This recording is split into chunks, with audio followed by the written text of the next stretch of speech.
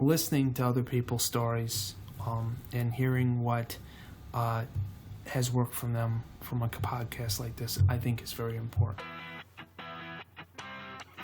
Hey everyone, and thanks for tuning in today to the Driven to Better podcast, where everyone we talk to is driven to make business better.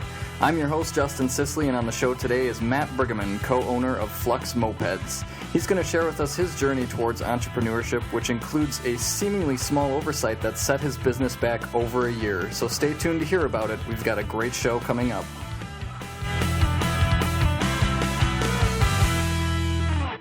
And our first interviewee tonight is Matt Bruegemann of Flux Mopeds. Happy to be here. Welcome, Matt. Thanks for joining us and being the first on our lovely podcast. So I guess briefly starting out, just tell us a little bit about Flux Mopeds, what you guys are doing, and a background on what your position, your role there would be. Yeah. I'm a co-founder, one of 3 co-founders of 100% electric Flux Mopeds. We produce 100% electric mopeds that go at least 30 miles an hour and at least 20 miles in a single charge. And it's meant for a downtown urban setting like Madison, where people can use it to get around town in a fun, easy, convenient, and inexpensive way. So actually one question comes up right away for that. Do you, and this might be getting ahead of ourselves here, but you're just in Madison right now, correct? Right now, as of today, but we're looking to expand to Florida just right away, next week maybe. We might be starting to distribute to Florida, which would be really exciting. And we have sold out of state from our dealership here in Madison to California, Illinois, and Virginia. Awesome. Already. So we have a pretty good web traffic. Yeah. Well, we'll probably get more into that when we get down to the meat and potatoes here. But kind of going back to you personally, how long have you been an entrepreneur? I've never really described myself as an entrepreneur, to be honest with you. I started a business. I moved to China after I graduated from the UW-Madison 2006, moved to China in 2007, and just started working, wanted to have an experience. I graduated with a degree in Chinese, which I thought meant I spoke Chinese. I found out that that's not what it meant. It just meant that I was stupid enough to try, and got there and just started learning. And with another one of my co-founders, Alex Meyer, who was a mechanical engineer, we were having a beer during the Olympics, and we saw electric mopeds and electric bikes on the road in huge numbers. Over 200 million have been sold in China over the last 20 years. It is the method of transportation for the lower middle class. And we saw people all over, and we wanted to bring that to the United States. And we had no idea what that meant, but through tenacity and just never giving up, we've gotten to this point. So you've been in business for 6 years. We've been developing for 6 years. We officially opened our doors, our dealership here in Madison, in April of 2014. Wow. So it took 5 years to get to that point. And I mean, with 200 million sold in China, there wasn't technology that you could kind of easily adapt for the American market, or did you really want to start from scratch? That was the idea. The idea was this was going to be easy, as I think a lot of people probably think any business. Talking about advice. A lot of people will say, "Hey, there's no problem." Everyone who starts a business finds out that it takes longer and it's more expensive than you end up being. So, anybody who's starting a business, if you put a figure on how much it's going to cost, it doesn't matter if you think it's going to be $20,000 or $20 million. You got to multiply it by 3 or sometimes in 5 or a lot more times in our case. Okay. But so we just got going with this concept and quickly found out that what was on the road in China was not going to work in the United States. And so we needed to make an adjustment. We needed to develop. We needed to meet the Federal Motor Vehicle Safety Standards. We needed to determine new standards. And that's what we've done over the past 5 years. And are you doing this full-time, or is this a side gig for you? I am now doing it full-time. Okay. Yes. Did you start out doing it on the side then? Well, yeah. I mean, it was always... For the last 6 years, this has always been my drive. It's always been the backdrop there were other things I was doing in China, and then we moved back to the U.S. and the things I was doing here too. But this has always been the passion, and right now, yeah, I'm fully dedicated to it. Well, yeah, there's always that difference. There's a couple types of entrepreneurs out there, the way I see it at least, and there's always going to be those people who keep that kind of security net going where they have their job, they have that steady paycheck, maybe the health insurance, that sort of thing, and then they kind of dip their toes in and start something on the side. And then you've got the other entrepreneurs like me personally who will just up and leave that job and dive headfirst into something. So it's always interesting to hear, how people start out and then where they end up with the business afterwards. So I was I had a job that was in the localization sector. I have a background, or had a background, in communicating with freelance translators. And I was doing that for a paycheck. And I was realizing that I had to wake up increasingly earlier and go to bed increasingly later. It was affecting, my family relationships. It was affecting fun. It was affecting a lot of things because I was frustrated all of the time. Yeah. That I was not able to do what I felt I was here to do. And that I could see that we were missing deadlines. And I could see that 6 years of sweat equity that we had put into this business, if someone didn't jump in full, it wouldn't work. Mm-hmm. Yeah. And not only saying it wouldn't work, let's call it what it was. It would fail. The business would go bankrupt. Oh, yeah. And we were at that point. We couldn't do that any longer. So it was a hard decision to make, but I believe it was the right one. Okay. Were there any financial incentives? Like, for example, did you have a contract lined up or something in the sales pipeline that kind of pushed you to make that final leap from part-time and, passion project, but still, consuming your thoughts to, all right, I'm going to do this full-time? We had, we manufacture product. Mm-hmm. It has our name on it. We're on the line. And we were about to go into manufacture. Mm-hmm. And somebody had to sell that product. So if you want to say, yeah, I guess that's right. If somebody wasn't fully focused on selling that product, mm-hmm. then it's just not going to get sold. So yeah, I would say that was the reason that went ahead with it. Now, meanwhile, you said you guys were doing the manufacturing and some of your own research and development. Did you guys fund that yourself, or did you have some outside investment? Family and friends round. Mm-hmm. Makes about 60% of our investment up to this point. Mm-hmm.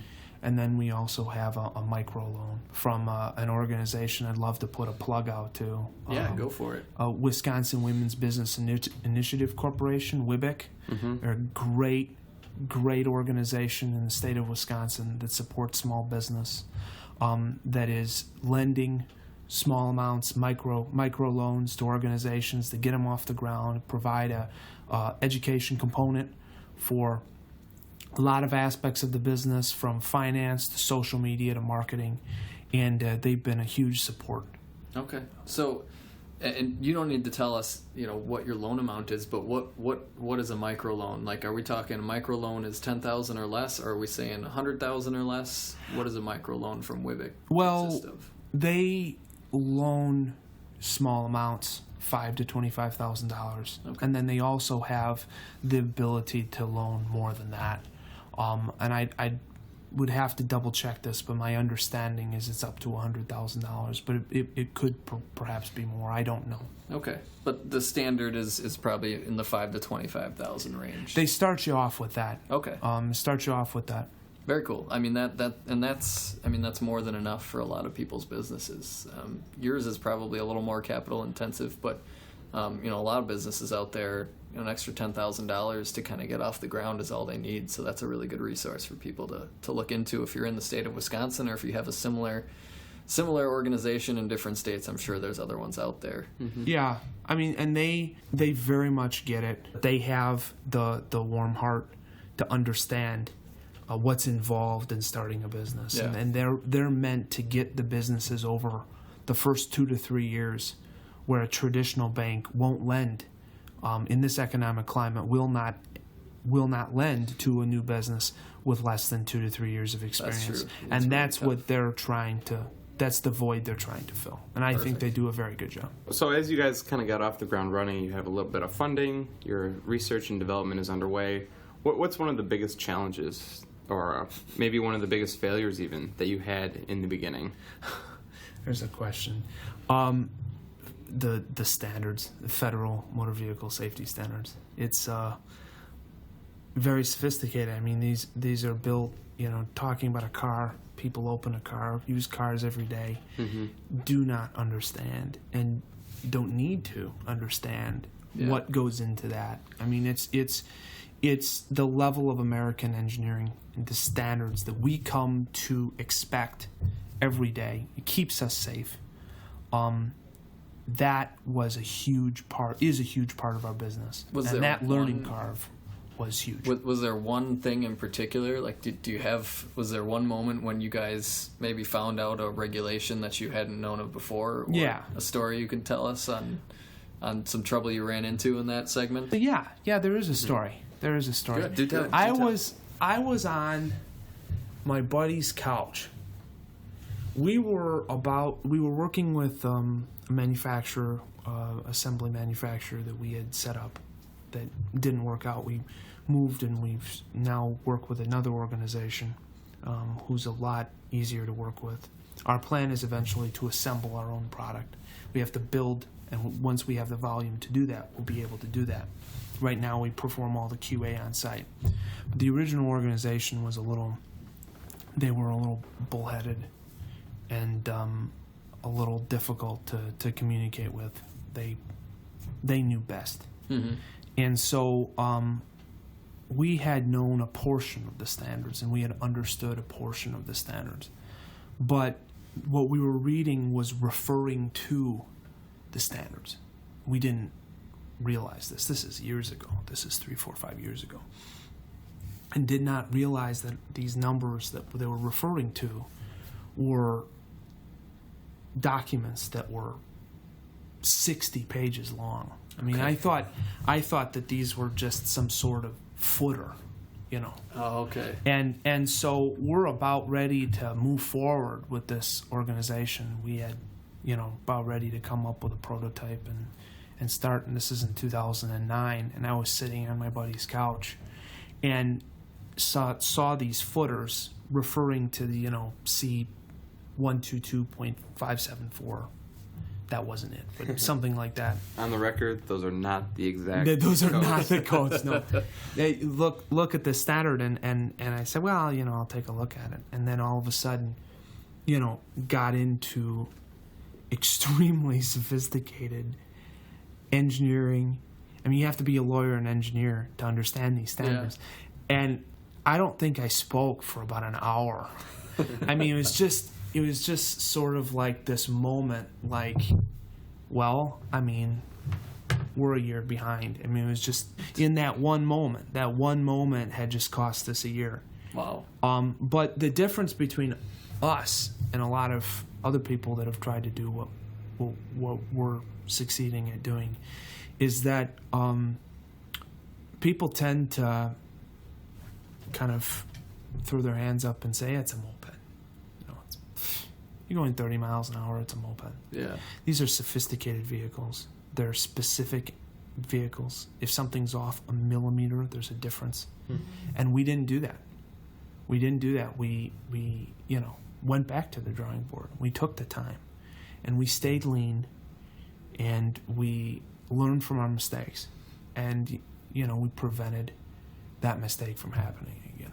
And that's what I think take from it. Mistakes happen. When I went and I spoke to our investors and wrote emails, I mean, that was a hard email to write because we were wrong. We had told them in their the agreement we signed with them said that the mopeds would be coming out. We were starting business 6 months later. Sure. And after that agreement, we're telling them that, well, we misread a document. Yeah. And so now we have to redevelop our product.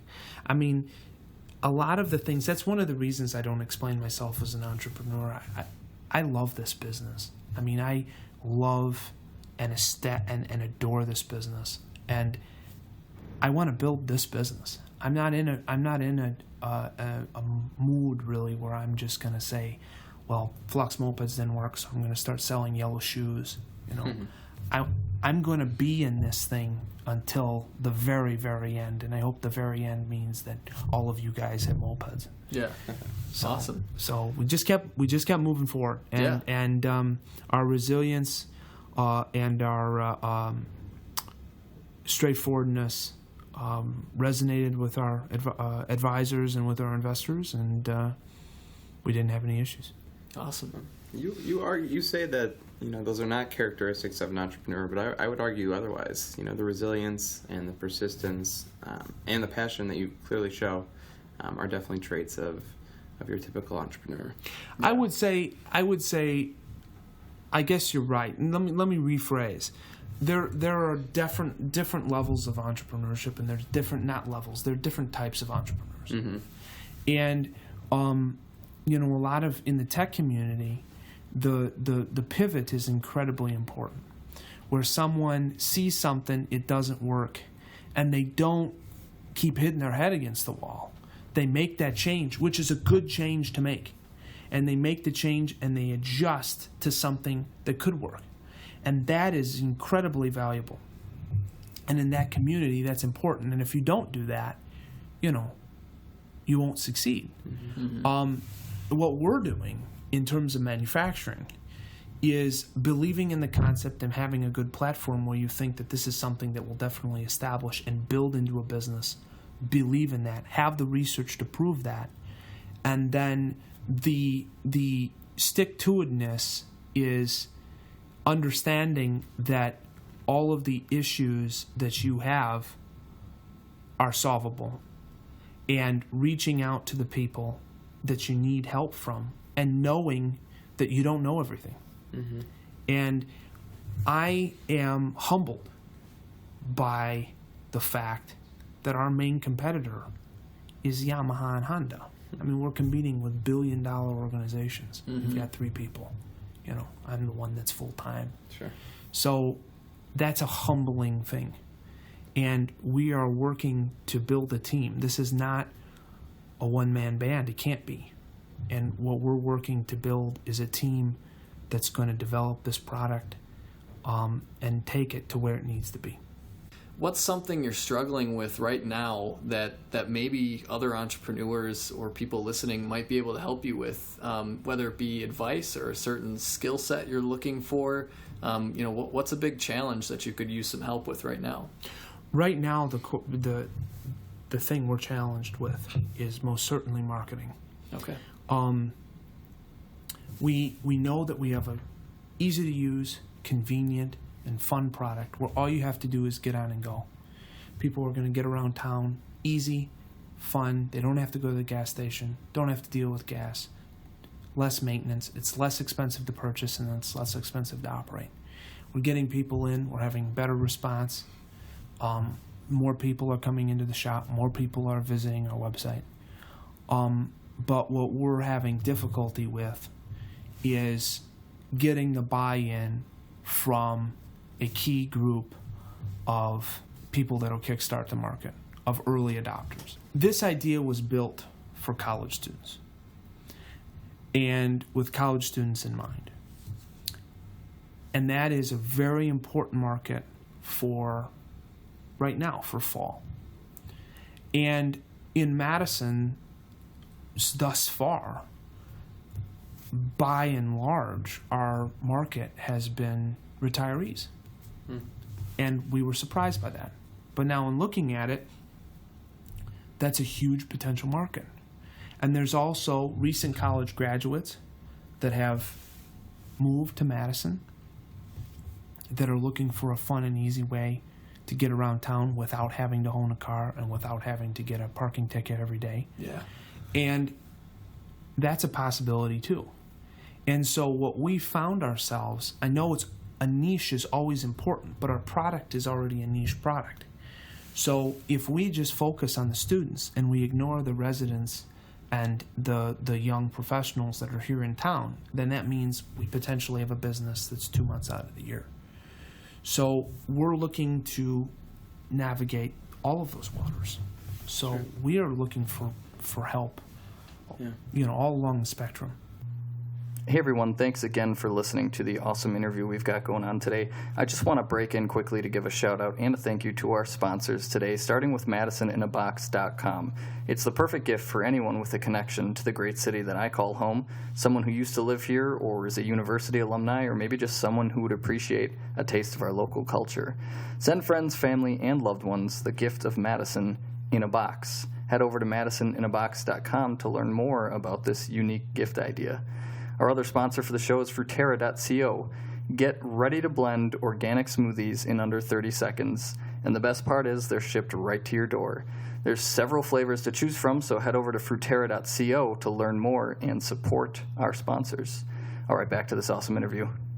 Sure. I think one thing, physically, your store is located on an area that most students don't get exposure to in their 4 years of being here.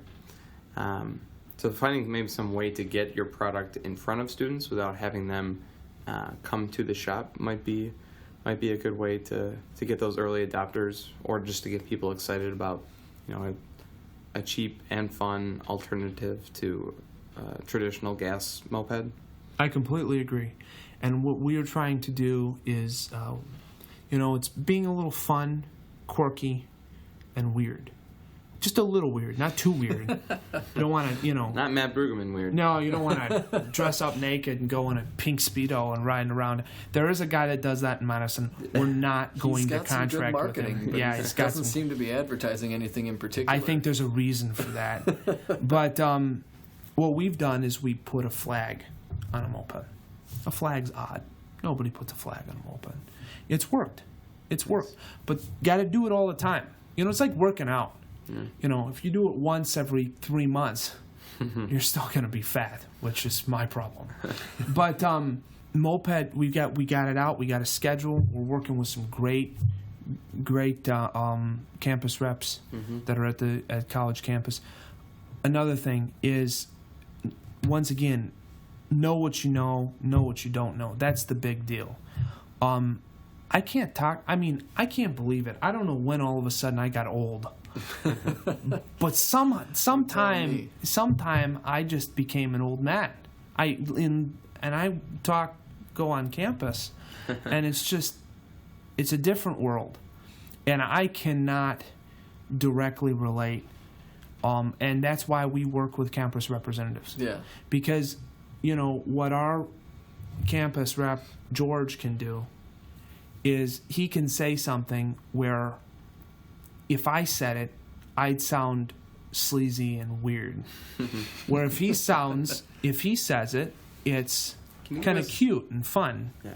Well, we just did an event called the Badger Fest at Union South, where different companies set up tables, and there were a lot of people my age bracket, for various organizations that were sitting behind a table, like you do. Somebody came up and handed them flyers, and George was, he was standing up, he was talking with people, he was engaging, would you like to enter to win a free moped? No. Well, thanks for stopping by. Very open and friendly. And it got to the point where I just decided to go. We were giving away bags, these nylon bags. I decided my job for the day was stuffing bags, because I was not the man for the job. Yeah. I go up, would you like a moped? People weren't even answering my question. They were just walking by. Yeah, free mopeds here. Free mopeds, and they're like, and then George comes up with the kind of the southern charm, and, do you like to win a moped? And I goes, yeah, sure, I'd love one. I'm like, obviously, Keyword win. Yeah, win a moped. This is not. Well, Matt and I were talking before the interview, and we were both kind of struggling with Twitter, just trying to word a tweet to get out to the demographic of college students now is is a job in itself. I mean, it is. You ran out and talked to 2 other people while we were waiting around earlier just to kind of see how you should word this thing. It's you're right. I mean, at some point you realize you're not in the demographic that you're marketing to anymore, and it takes some work to get out there. And that's it. I mean, you can't be everybody. The number one thing that a lot of people say, and that I can't agree with more, is that you're not selling this to yourself. Yeah. You're not selling this to yourself. You're selling it to a ton of different people that have a ton of different viewpoints. And that's one of the things we're learning when people are coming into the shop, is what is that pain point for them. And for older people, typically, it's parking. Because they're getting parking tickets. Mm-hmm. I got 4 parking tickets in July, and it sucked. I mean, it's not the money. It's the fact that, you just spent this money that could have been a nice steak dinner on something that is dumb. The opportunity cost. The opportunity cost. And just the annoyance of it. Sure. And that is what older people, what strikes them. The young students, one thing that's annoying, first of all, sustainability is a big deal. The fact that it's green is a big deal. Another thing is, students, the closest gas station is a mile away. Yeah. I mean, I just said that. Most people probably just were like a mile away, I mean, that's where my mailbox is. Well, college students, that's like being in Yemen. I mean, it's a really long way away. Oh, yeah. There are no gas stations. There are no gas stations downtown. So they're like, well, I mean, I can just charge it in my apartment? Well, that's great. So you got to know who you're talking to. That's one thing we're learning. Great. So learning is a big part of, the journey to turning those failures into successes. Absolutely. Are there any successes that you're, really proud of right now, or any other kind of winning moments that you'd like to share with? Oh, absolutely. I mean, the fact that our 2014 moped, I mean, we've developed this product. We have 3 co-founders. Mm-hmm. Myself, I'm the talker, as you can tell. And then there's Alex, who's a mechanical engineer, and Ellen, who's a Chinese national, and she's in charge of finance, and she's in charge of sourcing. And we have very different personalities. Mm-hmm. And the fact that the 3 of us have worked off of each other, bickered but never broken, fought but never slammed the door in somebody's face, and that we've created this triumvirate that's been able to get to this point and develop the 2014 Flux EM1, to me, is something that makes me immensely proud. I mean, it is smooth. It's smooth to ride. It has regenerative braking. You go 20 plus miles on a single charge, 40 plus miles with 2 batteries. It's governed at 30. In the state of Wisconsin, mopeds are governed at 30 miles an hour. It has the ability, in some states where the govern is 40 miles an hour, has the ability to go faster. It has the ability to charge your phone. There are more colors available. There are more options available. We have an amazing product that is going to transform the way people get around urban centers. It's quiet. It's convenient. It's inexpensive to purchase. It's inexpensive to operate. You can park anywhere. It's not a Segway. It's not a Segway. A win right there. It's not a Segway. You don't have to be caught riding a Segway. It's not a electric unicycle that goes 30 miles an hour. It's a safe, fun, awesome vehicle. I mean, that is a very, very, very proud moment. It took 6 years. Yeah. 6 years of constant effort to develop that, and I'm very proud of it. So tell us about Florida. You brought it up at the beginning. That sounds like that's kind of one of your current wins that you're looking forward to. What's going on there? It was a Google hit. I mean, it just amazing. We're spending all this time over here, and we get this phone call that's just, a huge win. Sometimes you get lucky. Is it somebody who wants to buy one in Florida, or it's our first, who wants to deal them in Florida? It's our first dealer. Okay. It'll be our first dealer. We're very, very happy about it. We think it has good potential. There are things that are different. Florida has different types of transportation. To them, they're thinking people will have more 2 batteries because it's not as tight of an urban center. But, we're looking at other urban centers too. We're looking at Chicago. We're looking at Austin, Texas. And that is definitely, how we want to expand. I want to talk a little bit about the future. Sure. You've put a lot of time and effort into coming out with the EM1. Is there plans for an EM2 already, or are you guys really just focusing on what you have right now? We're focusing on this model as a platform.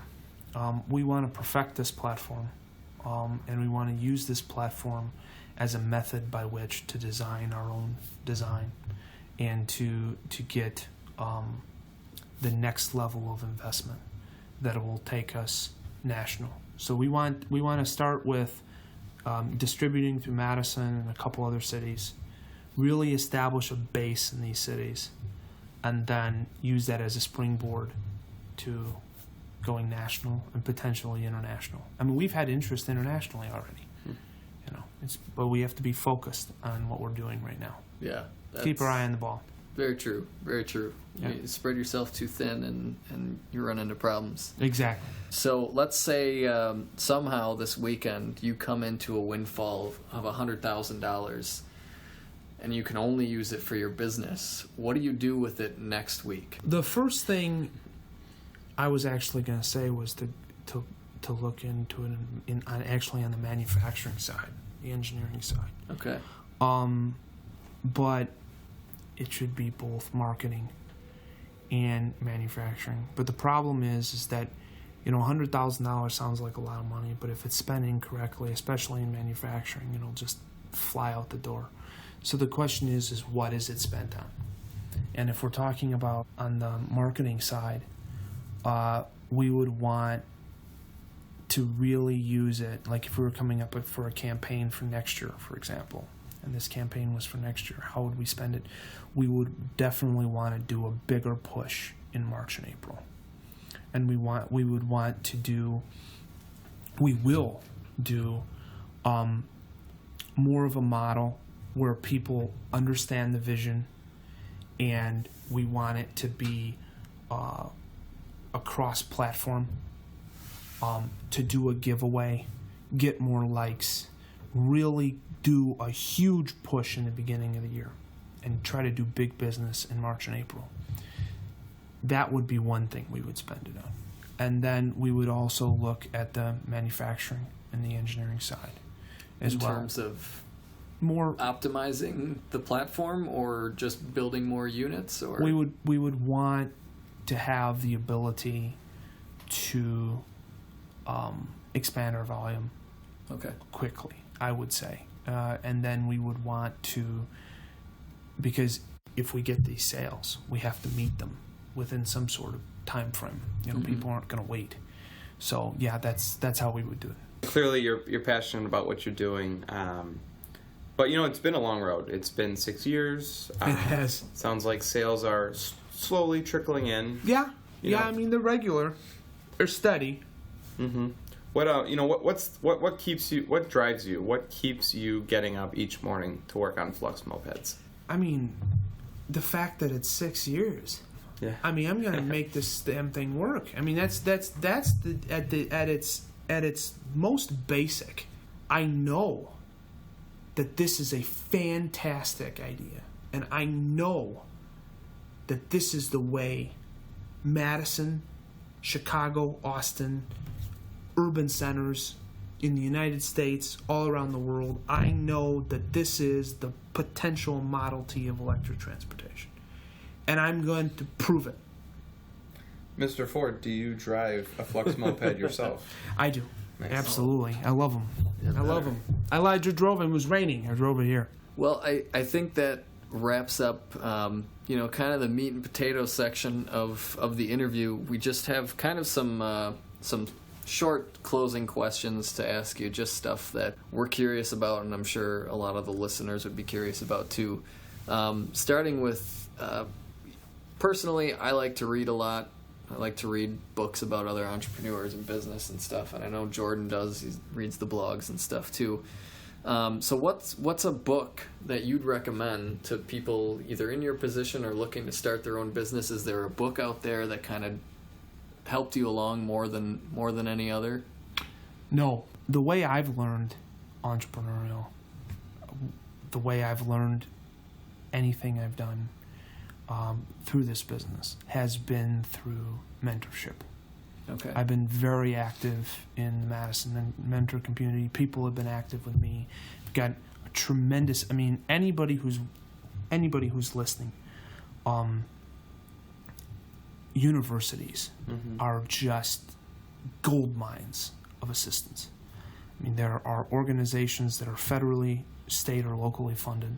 The University of Wisconsin has the UW Law and Entrepreneurship Clinic, which provides free legal services to local entrepreneurs. They've been a huge help. We've had huge help from a variety of different entities at the university, from the city of Madison in general, from friends, family, our investors. I'm a very proud member of 100 State, which is a co-working space here in Madison. That's where we're doing the interview. It's where we're doing the interview. That has been very helpful. That's where I've learned a lot of the things that I've learned up to this point and continue to learn. To me, reading a book about what we're doing, it doesn't necessarily to relate to me.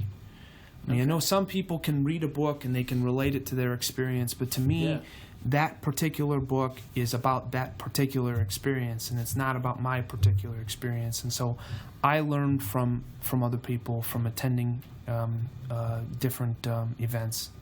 And I think that just speaks volumes about you as well. You know, it takes, to get your business out in the public eye, you need to be out there talking to people, at the universities, all different resources, because they're going to like you and they're going to tell your story to people that they know. Yeah, that's the idea. And I never once that I remember have ever said no to a meeting. Even if there's a lot of advertisers when everybody who's listening is starting a business, and you, especially if you have a bricks and mortar, watch out. Every advertiser in the world is going to contact you. I mean, I've had 40, 50 meetings with advertisers, the majority of which that don't relate, but never said no to a meeting, because who knows, maybe you'll learn something important. It sounds like you get a lot of inspiration from, internally and from kind of the successes with your business. But is there someone out there who you are extremely inspired by? It could be someone you know personally, or kind of a celebrity, or beyond. Really? Well, I'm inspired. Yeah, I'm inspired by this community in 100 State. I'm inspired by entrepreneurs here locally. We were just talking. Was it yesterday? Got time just flying by. I think there was a community event. Is today Friday? Yeah. Okay, Wednesday. So 2 days ago. When you're not punching a time clock, time actually flies by instead of dragging on. Yeah. So Wednesday there was a meeting here. There was a member meeting here at 100 State, and there was a college junior. And she was discussing her startup. And, I mean, she's 21 years old. And she's, found a manufacturer, developed the product, is on the road to building what could be a very important business. And I'm inspired by that. Okay, so what is... what's a tool or resource? Obviously mentors in 100 State. Is there any sort of physical tool or electronic tool or resource that you find yourself using really often in your business? Trello. We use Trello. Okay. Which is a tool for there are different boards, and you're able to share, because we're in a business where it's a team business. So it's like a project management tool? Yeah. It's very difficult for one person to do anything in our business. People have to work together for things to be successful. Mm-hmm. And so we use that to share. And it's a free software, and it's been very useful up to this point. Okay. Matt, it has been a pleasure learning about Flux, about you and your story and your entrepreneurial journey. We wish you the best in your future, as there will be many successes, and it's been a pleasure talking with you. I think this program is really important. What I was talking about was that I don't necessarily like to read, but listening to other people's stories and hearing what has worked from them from a podcast like this, I think is very important. So I wish you the best as well. So. Thank you. And I think you got a good program here, and I hope to be back. Nice. Awesome. And in your last 5 seconds on the show, if you want to tell the listeners how to get in touch with Matt or Flux Mopeds. Absolutely. You have the Flux Mopeds. Remember FLUX, the world is in flux. We sell 100% electric mopeds. All you got to do is get on and go. We're on our website, www.fluxmopeds.com. You can like us on Facebook and follow us on Twitter. Thanks again for joining us today. If you like what you hear, head over to driventobetter.com. Check out the show notes where we'll have everything we talked about here today. You can just search the name of the guest or their company, and that should pop up for you. While you're there, consider joining our DTB Plus Club. If you're not sure what that is, some of our guests will come to us with special offers, giveaways, contests, or discounts for our audience. The only way to get these is to become a member of the DTB Plus Club. In addition to bi-weekly emails with these offers, you'll also get exclusive access to the Plus Club private Facebook page. This is a place where like-minded entrepreneurs and soon-to-be entrepreneurs gather and exchange ideas, tips, and advice. Our guests talk a lot about having a support community, and the DTB Plus Club is just that. The best part is it's absolutely free to join. So head over to driventobetter.com now and check it out. Thanks again. See you next time.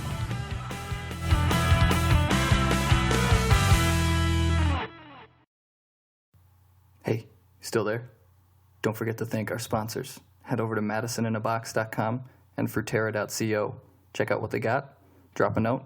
Just say, hey, thanks for sponsoring the Driven to Better podcast. I really appreciate it. All right, see you guys next time.